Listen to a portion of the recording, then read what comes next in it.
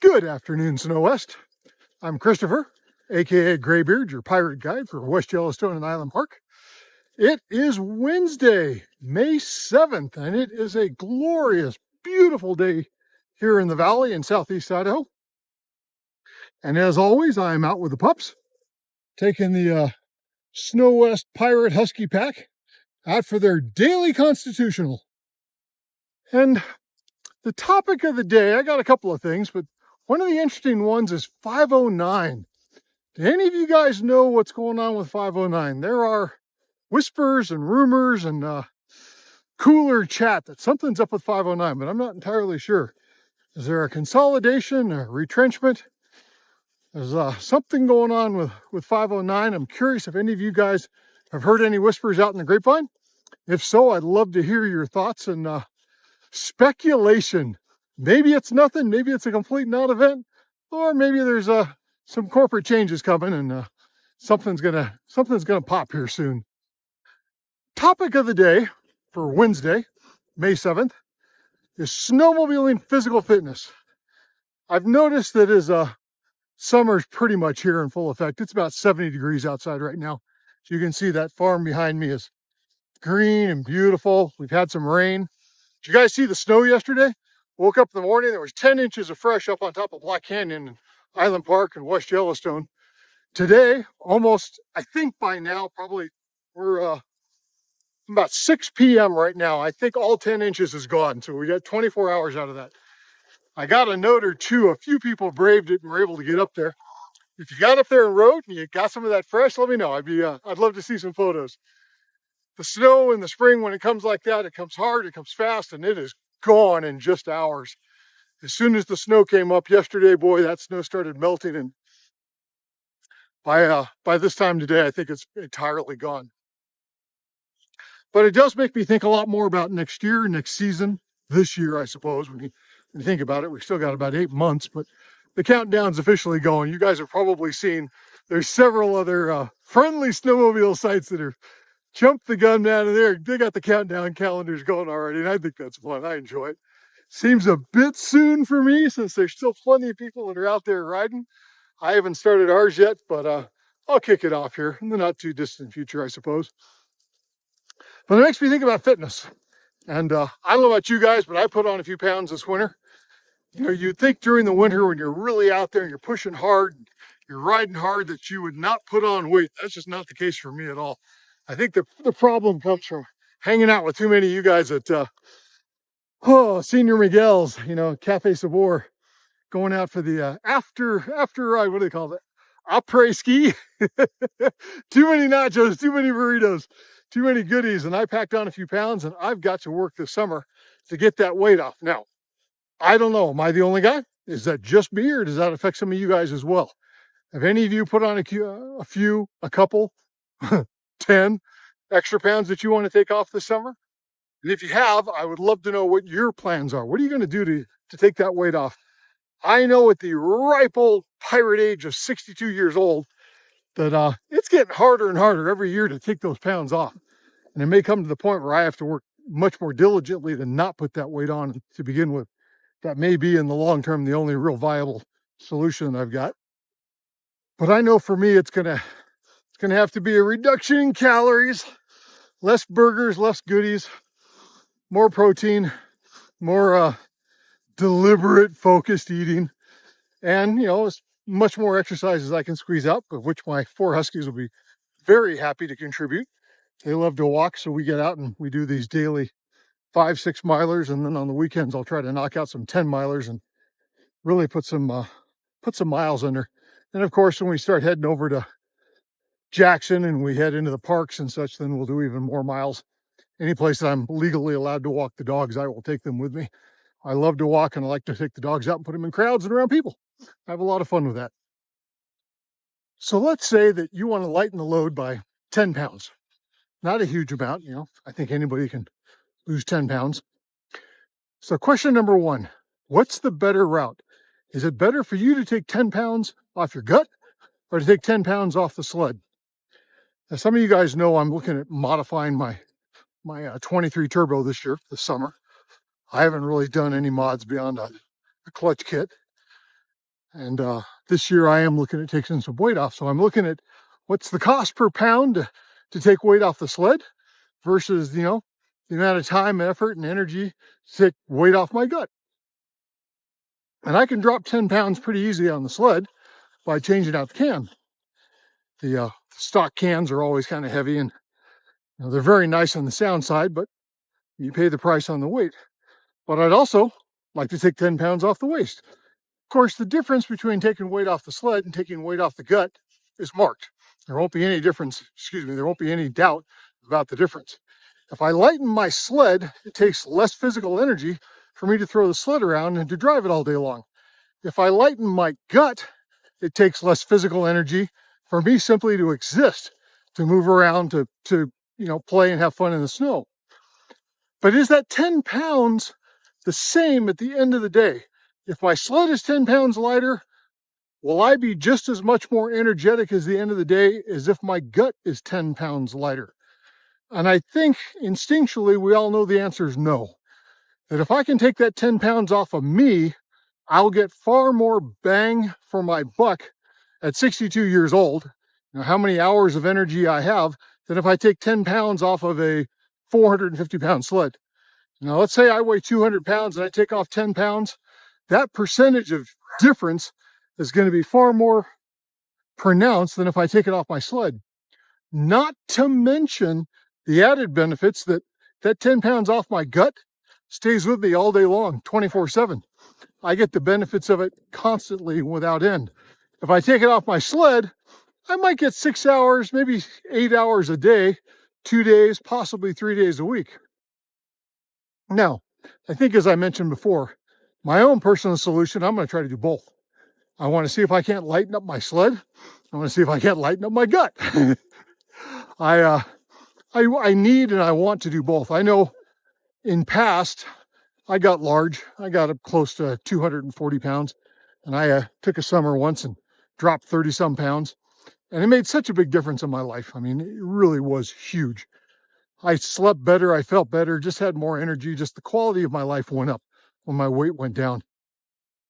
So I know that I'm going to take that poundage off. I want to get back under 200 pounds. But I've never really gone on a weight reduction program on the sled. So this will be something a little new. I'm looking at, changing out the can, changing out the skis, possibly changing out the spindles and the shocks. I'm just looking to see, where can I squeeze a couple of pounds here and there. There's some hoods I've looked at that look really interesting, but I'm not sure if I'm willing to give up the glove box. That for me, for the cameras, for the audio gear and the mics and the little 3-axis stabilized, gimbal that I'm holding the camera with right now, that all goes in the glove box. And I'm just not sure I'm willing to give that up, even at the expense of not losing weight. But I've seen a couple of beautiful, just gorgeous carbon fiber hoods now coming out. Now you can shave off 7 to 10 pounds. That's big. If I could take 20 pounds off the front of my sled, 25 pounds, that's like going from a turbo to a non-turbo weight-wise. And that's pretty huge. So that's certainly something I'm considering. But as always, as I'm talking here, I am pontificating while the Catholic Church over there is elected a new pontiff today. I'd love to hear what you guys think. I'm always interested to hear the real world. Most of you guys are seasoned riders. You have years and years of experience. You've been down these roads before. Which route have you gone in the past? Have you decided to take the weight off of you or take the weight off your sled? Or have you tried to do both? Or do you just frankly not care? It's just not a big deal to you. Are you able to get up there at 8,000, 9,000, 10,000 feet, ride all day, and at the end of the day, you are still, bushy-eyed, bushy-tailed, bright-eyed and bushy-tailed, that's the word. Oh my gosh, getting old sucks. You just forget words and phrases. I know as the season starts for me, man, I am bright-eyed, bushy-tailed here in December, and then January a little less, and February a little less, and boy, when March rolled around this year, I was getting tired. There's no doubt. I felt it every day.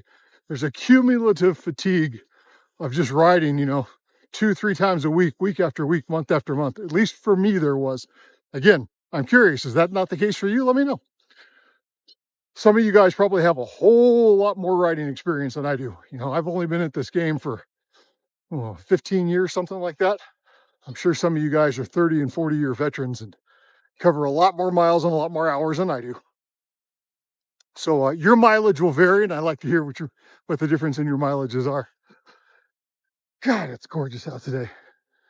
This is just such a beautiful time to be out here in Southeast Idaho.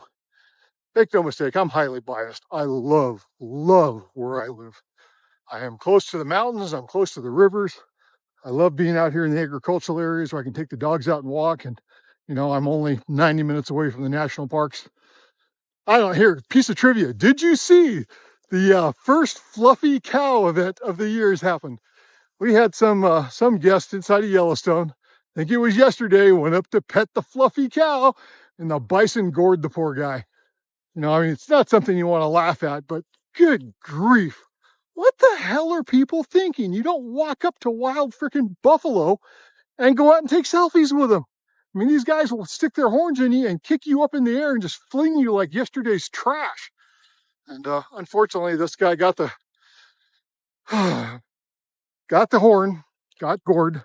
I hope he's all right. I'm not sure what his outcome was, but I saw that in the news this morning. If you live around here, you just shake your head at it because we just see it constantly.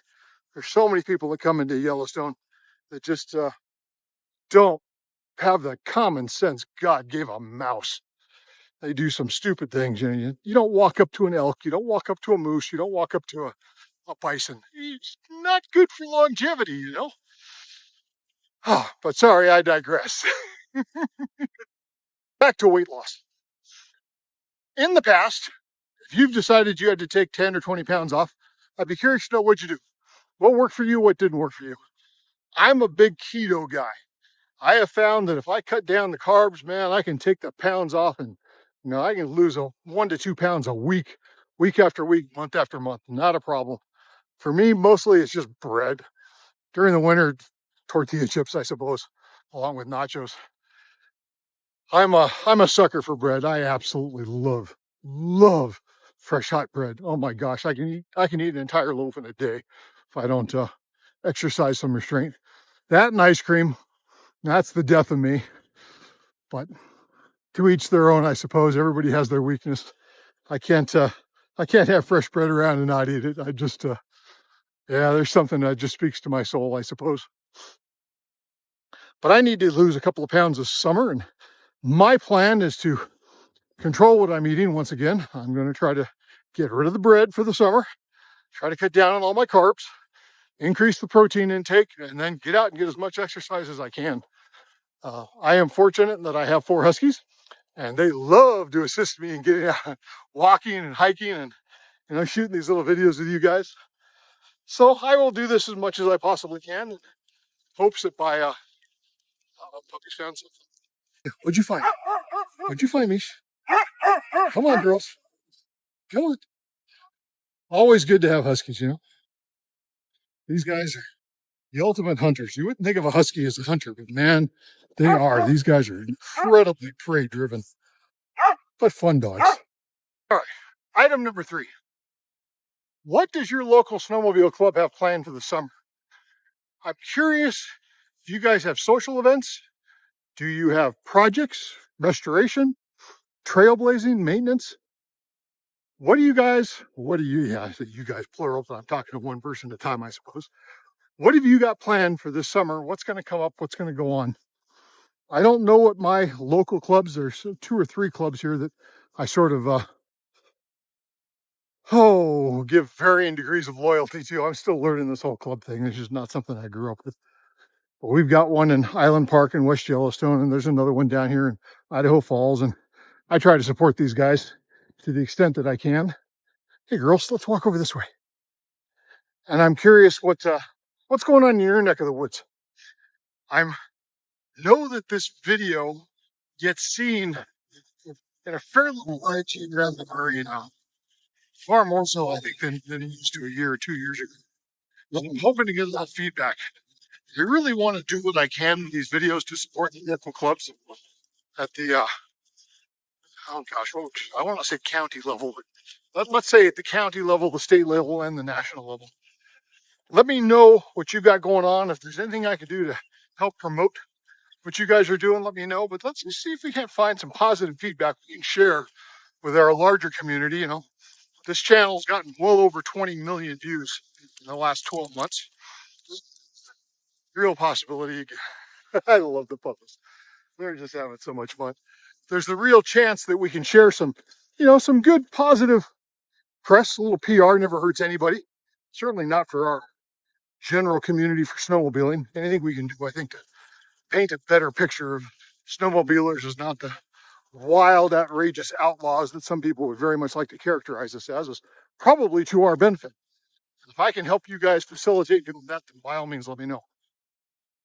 If you have photos of a fun activity where you got out there and did something good for your community, send them to me. Let me know. Let me share them. If you got little short videos, send those along as well. I don't mind. You know, YouTube will let me post and Facebook will let me post as much as we want. There's no limit on content. You just got to get it to me and let me share it, and I'm more than happy to do that. While I may focus on Island Park and West Yellowstone and, you know, Jackson to a larger extent and Yellowstone National Park, as far as the community goes, you know, I want to be a positive voice for snowmobiling, and anything that I can do in general for the larger snowmobiling community, I'm happy. I'm down with that. So put me to use, guys. Let me know what I can do to help you get the word out, and let's showcase anything that you guys are doing that's good, positive, and uplifting, reflects well on our sport, that would encourage more people to come and join and participate in snowmobiling. Last but not least, we are well into the Sled Fest zone now, and the season is winding down for everybody. I think we had a California Fest and the Colorado Fest just happened. Montana Fest is coming up in a week or so. If you've been to any of those and you care to share any, by all means, send me some over. Let me know your comments. Let me know if you guys got out. Did you get lucky? Did you score some of that fresh snow? Did you have a good time, or was it a total blowout?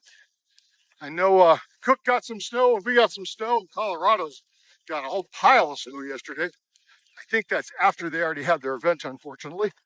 But spring sledding is still alive and well. There are still some hardcore souls out there getting some good turns in at the very end of the season. All right, once again, I'm Christopher. I am your Snow West Forum admin, aka Graybeard, your pirate guide. You can find me at snowwest.com. You can find me on the Facebook page, on the Instagram page, on the YouTube page. Doesn't matter. I'm all over the place. I'm very easy to access. And I will look forward to seeing you guys online. Thanks again for watching.